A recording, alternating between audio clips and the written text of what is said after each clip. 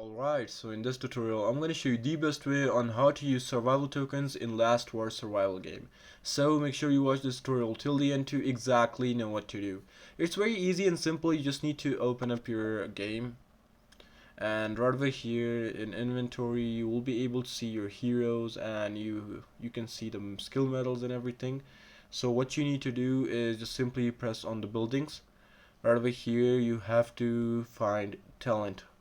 So if you can't find it, it means you already have it right over here, which is just basically talent hall, and you just need to press on that, and you can simply upgrade your characters.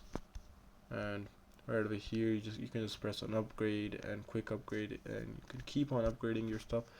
But right over here on this specific all, it says survivor list, and you can upgrade any type of survivors. It has UR, SSR, so you just need to collect their shards in order to upgrade. So here, as you can see, after upgrade they will show this. So yeah, this is pretty much it for this tutorial. I hope this tutorial actually helped you out. I'll see you soon in the next